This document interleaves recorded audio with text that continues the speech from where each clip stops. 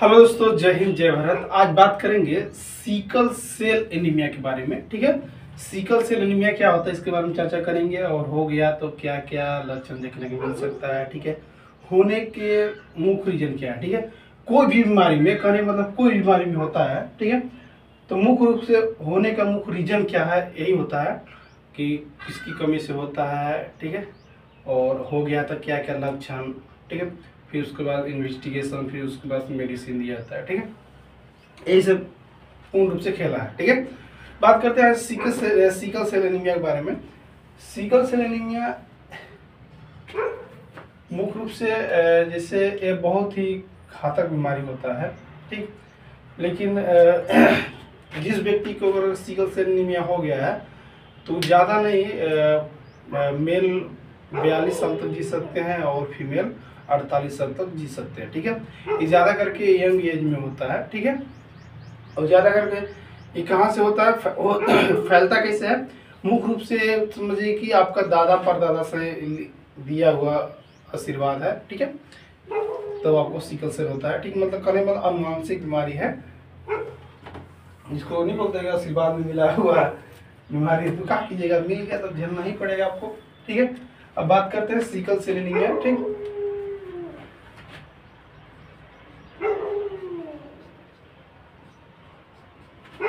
Sickle cell anaemia,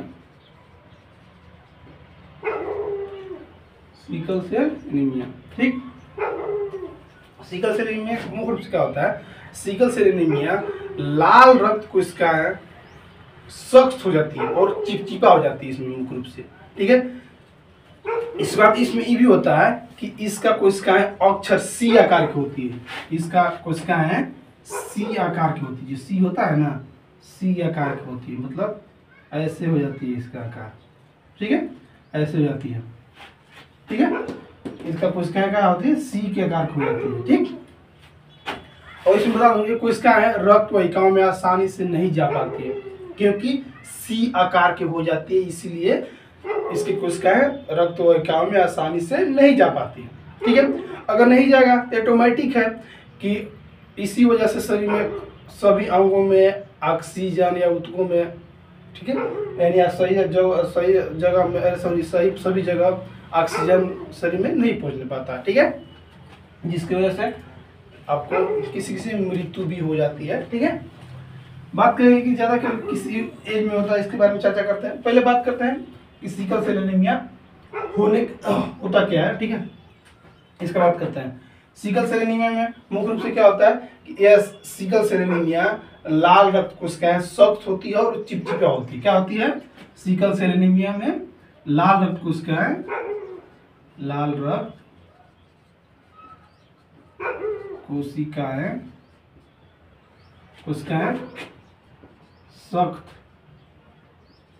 सख्त होती है, सख्त और चिपचिपा होती है। ठीक है, दूसरा काम ई भी होता है। उसने देखा कि इसका कोशिकाएं सी आकार की, जैसे इसका आकार कैसा होता है, सब कोशिकाएं मुख्य रूप से कहता है सी आकार की होती है। इसका कोशिकाएं लाल रक्त कोशिकाएं, ठीक है, लाल रक्त कोशिकाएं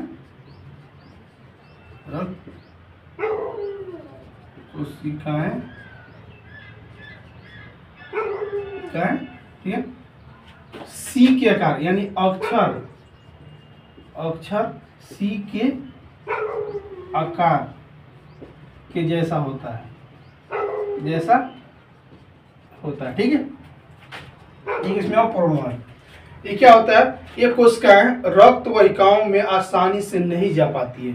ठीक है, क्या होती है, ये कोशिकाएं क्यों नहीं जा पाती, इसके कारण बता रहा हूं। ठीक है, ये कोशिकाएं, ये लाल रक्त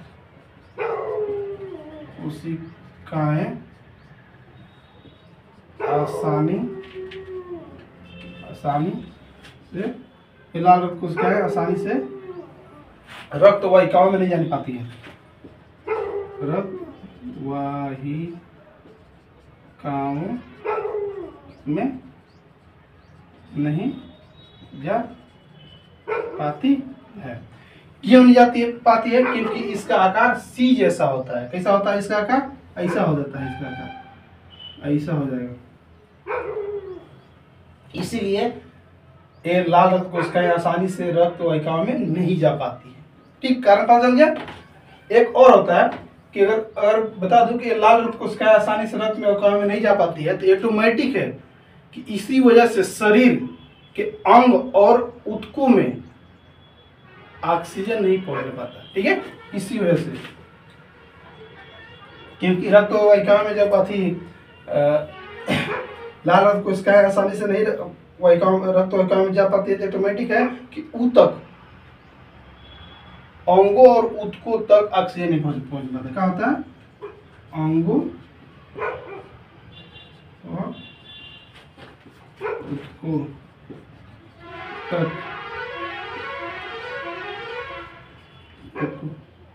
ऑक्सीजन नहीं पहुंचता है। ठीक, नहीं पहुंचता है। एक ग्रेन ऑफ। अब बता दूं कि सबसे ज्यादा कौन से एज में होगा?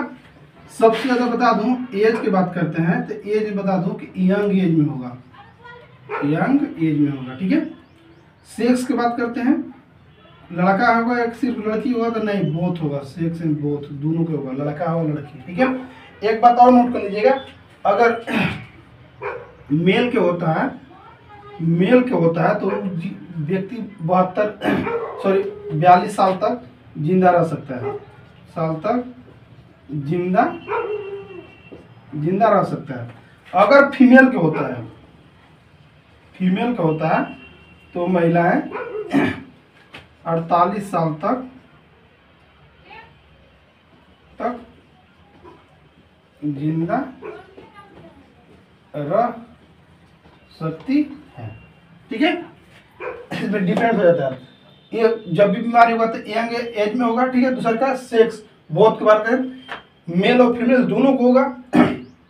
अगर मेल के होता है तो मेल बता दो कि यानी पुरुष 42 साल तक जिंदा रह सकता है। ठीक है, अगर वही बीमारी सिकल सेल एनीमिया, अगर वही बीमारी फीमेल को होता है तो वो 48 साल तक जीवित रह सकती है। ठीक, इतना हो गया। एक बात और नोट कर लीजिएगा, सेक्स की बात हो गई, एक बात और नोट कर लीजिएगा इसमें कि नॉर्मल आरबीसी का जीवन काल होता है, इसे नॉर्मल आरबीसी का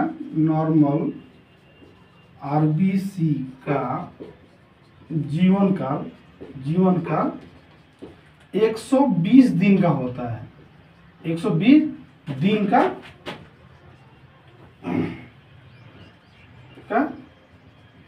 होता है। ठीक, लेकिन अगर आपको सिकल सेल एनीमिया हो जाता है तो सिकल सेल एनीमिया होने पर आरबीसी का जीवन काल 10 से 20 दिन का हो जाता है। ठीक है, लेकिन क्या होता है, अगर सिकल सेल एनीमिया हो जाता है, सिकल सेल एनीमिया हो जाता है,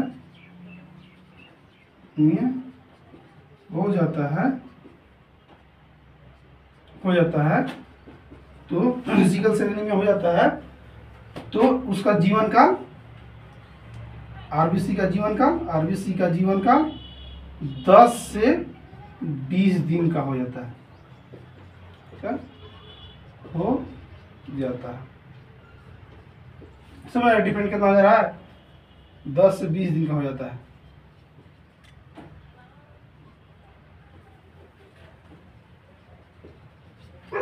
यही मेन प्रॉब्लम। नॉर्मल आरबीसी का जीवन काल 120 दिन होता है, नॉर्मल आरबीसी का जीवन काल कितना होता है? 120। लेकिन अगर आपको सिकल सेल एनीमिया हो जाती है तो बता दूं उसका आरबीसी का जीवन काल 10 से 20 दिन हो जाता है। ठीक है, तो स्वाभाविक है कि किसी किसी की मृत्यु हो जाती है। इसमें क्या होता है कि अगर जो पेशेंट के सिकल सेल एनीमिया हो गया है तो ऑटोमेटिक है 10 दिन 20 दिन, ठीक है, 10 दिन 20 दिन 15 दिन के बाद उसको हीमोग्लोबिन चढ़ाने, खून चढ़ाने की जरूरत पड़ती है। ठीक है, क्योंकि अगर उसको हीमोग्लोबिन ऑक्सीजन ब्लड नहीं चढ़ाएगा तो ऑटोमेटिक ऑक्सीजन पूरे शरीर में नहीं जाने पाएगा, ऑटोमेटिक उसको सांस फूलने लगेगा, डिफिकल्ट ब्रीथिंग होने लगेगा। ठीक है, डिस्पनिया होने लगेगा, ऑटोमेटिक है होने लगेगा। इसलिए किसी किसी पेशेंट की मृत्यु हो जाती है। ठीक है, ठीक, इतना नोट कर लीजिए। अब बता दूं कि इसका लक्षण क्या क्या होता है। ठीक है, ठीक, ये हो गया लक्षण। एक पहले लक्षण से पहले बता दूंगा होने का मुख्य कारण क्या है। ये सब मान लीजिए बीमारी हो गया, ठीक है, चिपचिपा होता है, ठीक, लाल रक्त कोशिकाएं सख्त होती है, चिपचिपा होती है, ठीक है, लाल रक्त कोशिकाएं अक्षर सी के आकार की होती है, जैसा सी के आकार जैसा होता है, ठीक है। ये लाल रक्त कोशिकाएं आसानी से रक्त वाहिकाओं में नहीं जाती है क्योंकि सी के आकार की होती है। दूसरी की बात, अंगों और ऊतकों तक ऑक्सीजन नहीं पहुंच पाता है। दूसरा, नॉर्मल आरबीसी का जीवन काल 120 दिन होता है। सिकल सेल एनीमिया का हो गया तो आरबीसी 10 से 20 दिन का होता है। ठीक, एक बात और नोट कर लीजिएगा कि बीमारी होने का कारण क्या है। ठीक है, इसका बीमारी होने का कारण बता दूं। जब भी बीमारी होगा तो समझिए कि माता पिता से आपको मिला हुआ प्रसाद है। ठीक है, जब भी बीमारी होने का कारण, ठीक है, बीमारी के कारण, ठीक है, कारण एक कुछ नहीं, जेनेटिक प्रॉब्लम है, अनुवांशिक बीमारी का लिए इसको।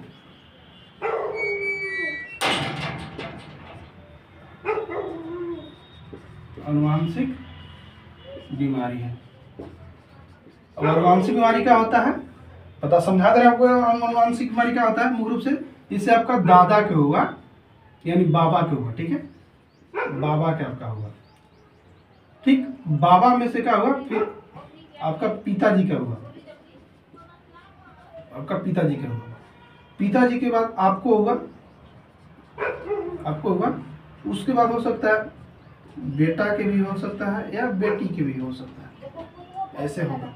ठीक, समझिए, एक बाबा का होगा, फिर पिताजी के होगा, फिर आपको होगा, फिर उसके बाद बेटा बेटी को हो सकता है। ठीक है, ऐसे मिला हुआ आपको, समझिए एक तरह से आशीर्वाद है। ठीक, इसको अनुवांशिक बीमारी, जिसको सिकल सेल एनीमिया कहते हैं। जो व्यक्ति का सिकल सेल एनीमिया हो गया, ऑटोमेटिक है, उसको हुआ तो उसका बच्चा का भी होगा, उसका बच्चा का भी होगा, उसका बच्चा का होगा, मतलब समझिए दर पीढ़ी बढ़ते जाएगा। ठीक है, अगर इसका जैसे बताओ, इसका अभी तक इलाज नहीं किया ढूंढा गया, लेकिन हाँ इसका समाधान बताया गया है, जैसे कि मुख्य रूप से कि इसका क्या क्या मेडिसिन दिया जाता है। ठीक है, जब आपको होगा तो आप जब डॉक्टर से संपर्क कीजिएगा तो उसमें बताएंगे आपको क्या क्या मेडिसिन देना चाहिए। ठीक है, वहाँ बताएंगे। ठीक, ये बात का कारण मुख्य रूप से क्या कारण है, अनुवांशिक बीमारी है होने का मुख्य कारण। अब बात करते हैं कि लक्षण या सिम्टम, क्या क्या लक्षण देखने को मिल सकता है। ठीक है, क्या क्या लक्षण देखने को मिल सकता है। ठीक है, लक्षण, ठीक है, लक्षण में क्या क्या देखने को मिलेगा, पहले बता दूं लक्षण मुख्य रूप से कमजोरी हो गया, तो ऑटोमेटिक है कि कमजोरी होगा, बिलियरी कोलिस हो गया, मैंने पीत की नली में दर्द भी हो सकता है आपको, हो सकता होगा लेग अल्सरेटिव, मतलब पैर में अल्सर होगा। ठीक है, उस वक्त पेलियर मतलब पीलापन होगा, उस वक्त एनीमिक मॉडरेट टू सर्व हो गए, मतलब कहने मतलब एनीमिया ज्यादा करके बड़ा हुआ मिलेगा। ठीक है, साथ जोंडिस मॉडरेट टू सर्व होगा। ठीक है, उसका स्प्लेनोमेगाली मॉडरेट होगा, मतलब स्प्लीन बड़ा हुआ है, इन्फ्लेमेशन भी मिलेगा, साथ इन्फेक्शन हो सकता है, डिहाइड्रेशन हो सकता है। ठीक है, डिहाइड्रेशन होने के साथ साथ ये भी लक्षण देखने को मिल सकता है, जिससे कि बता दो कि एक्सपोजर टू द कोल्ड, ठंड के संपर्क में आना महसूस करेगा। ठीक है, उसका फीवर विद चिल, मतलब ठंड लगने के साथ साथ बुखार भी होगा। ठीक है, ये सब आपको लक्षण देखने में मिल सकता है। ठीक, तो पहले लक्षण वीकनेस होगा,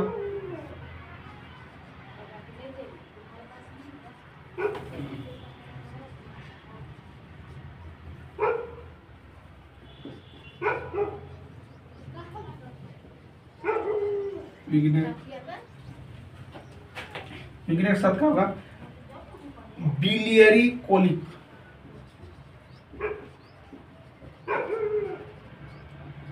ठीक, बिलियरी कोलिक होने के साथ साथ क्या होगा, लेग अल्सरेशन,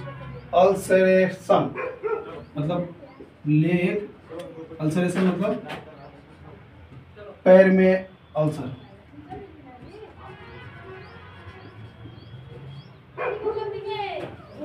उसके बाद क्या होगा, पेलर होगा, मतलब पीलापन। Anaemia anaemia moderate to severe होगा।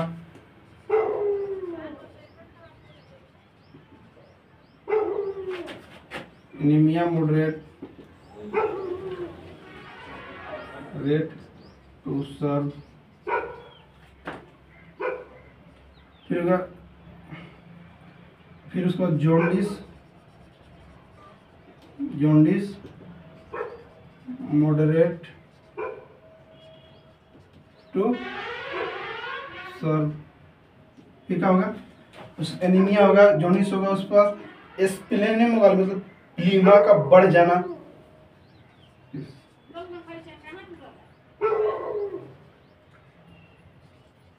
गाली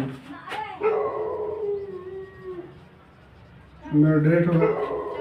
ठीक, उसके बाद क्या होगा कि चिल इसको बोलते हैं, जैसे हुआ जैसे फीवर विथ चिल होगा आपको।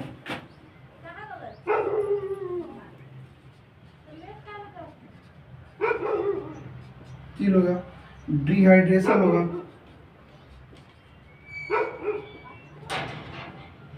डिहाइड्रेशन होने के साथ साथ क्या होगा, आपको इन्फेक्शन भी होगा।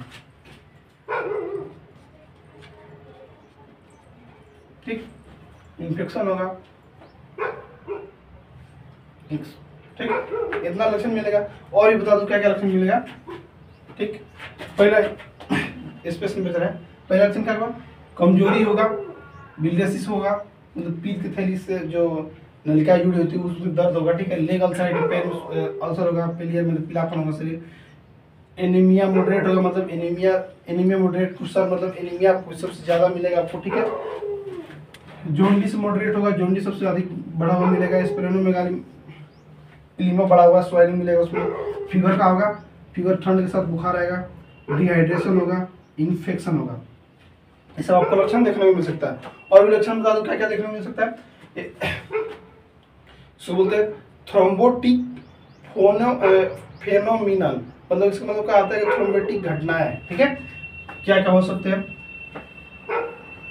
क्या समझ में आएगा होगा। आप बात करते हैं जैसे उसको बोलते हैं थ्रोम्बोटिक फेनोमेनन। ठीक है, थ्रोम्बोटिक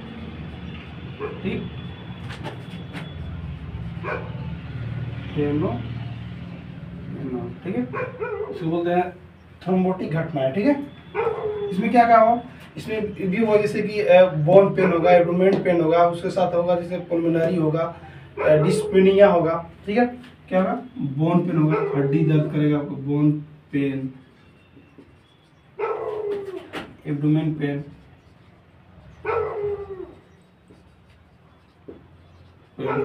एब्डोमेन पेन होने के साथ साथ क्या होगा, उसके साथ आपका होगा जिससे पुल्मोनरी होगा।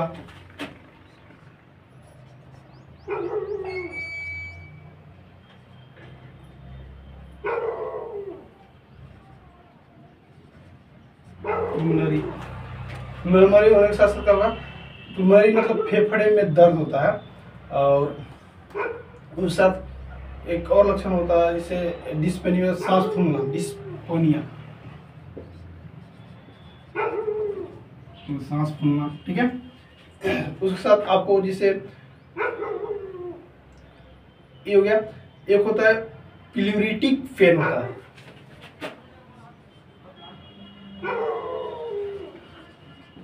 ठीक, प्लूरिटिक पेन, इतना आपको देखने को मिल सकता है। ठीक है, ये सब मिलेगा आपको थ्रोम्बोटिक फेनोमेनन में। ठीक, एक और लक्षण होता है जिसको न्यूरोलॉजिकल बोलते हैं। ठीक है, इसको न्यूरोलॉजिकल बोलते हैं। न्यूरोलॉजिकल में क्या होगा आपको,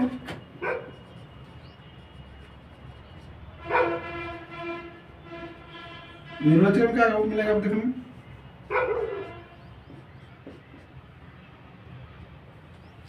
न्यूरोलॉजिकल में आपको एक फीट मिलेगा, मतलब दौर है फीट। उसके साथ क्या होगा, फिट होने के साथ साथ होगा ट्रांसिएंट इस्मेकिक अटैक।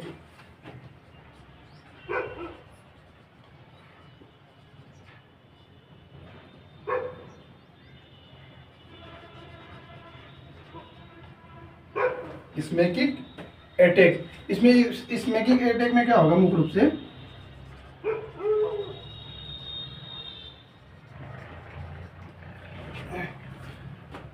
फिर स्ट्रोक होगा।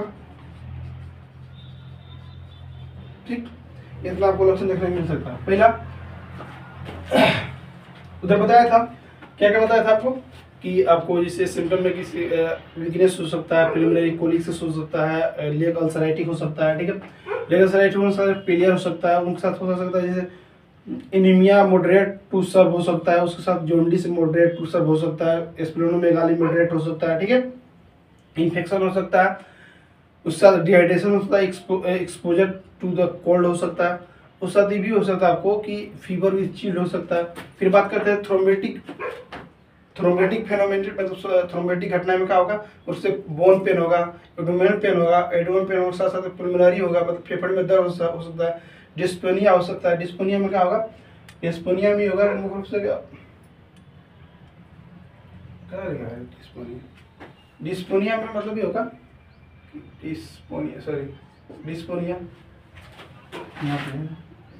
डिस्पोनिया का मतलब होता है जैसे सांस फूलना। ठीक है, एक होता है प्लूरिट्री पेन। ठीक है, इसे होगा। अब बात करते हैं न्यूरोलॉजिकल में, फिट होगा, ट्रांसमिशन अटैक होगा, स्ट्रोक होगा। ठीक है, ये सब आपको लक्षण देखने को मिल सकता है। ठीक, दौरे मिर्गी सब होता है। ठीक है, अब बात करते हैं कि इन्वेस्टिगेशन मतलब जांच पड़ताल क्या क्या क्या किया जाए ताकि इसमें पता चल सके। पहले बता दूं, जांच में आपको क्या करना होगा, इन्वेस्टिगेशन कर दो, इसको बोलते हैं जांच पड़ताल के। ठीक है, बता दो सीबीसी कराइए, सीबीसी करने के साथ आप यूरिन चेक कराइए, फिर एक्सरे कराइए आप। ठीक, चेस्ट का। ठीक है, तो पहले बात करते हैं सीबीसी। ठीक है, सीबीसी कराते हैं तो क्या मिलेगा हमको सीबीसी में, ठीक है, सीबीसी कराते हैं तो पहले हमको एचबी देखना होगा उसमें। ठीक है, आरबीसी देखना होगा, डब्ल्यूबीसी देखना होगा। ठीक है, डब्ल्यूबीसी के साथ प्लेटलेट देखना होगा। ठीक है, प्लेटलेट देखना होगा, इतना हो गया। इसमें क्या मिलेगा, एचपी लो मिलेगा, आरबीसी लो मिलेगा, डब्ल्यूबीसी लो मिलेगा और प्लेटलेट भी लो मिलता है आपको। ठीक है, सब इस सब में लो मिलेगा आपको, ठीक है, लो मिलेगा, सब में लो मिलेगा। यूरिन चेक कराते हैं, यूरिन चेक कराते हैं इसमें, तो यूरिन में इन्फेक्शन मिलेगा आपको। क्या मिलेगा आपको, यूरिन में इन्फेक्शन मिलेगा। ठीक, एक्सरे कराते हैं, चेस्ट एक्सरे कराते हैं, एक्सरे कराते हैं तब चेस्ट में एक्सरे कराते हैं तो चेस्ट में आपको मिलेगा कि देखा जाता है कि निमोनिया हुआ है कि नहीं। ठीक है, इसमें क्या देखेंगे, निमोनिया चेस्ट में। ठीक, निमोनिया है कि नहीं, जैसे क्योंकि कफ कोल्ड हुआ है ना उसको। ठीक है, इसकी वजह से भी आपको उसको निमोनिया होने के चांसेस हो सकता है। ठीक है, ठीक है दोस्तों, अगर कोई डाउट हो तो एक बार कमेंट करके जरूर बताइएगा। थैंक यू, बाय, जय हिंद, जय भारत।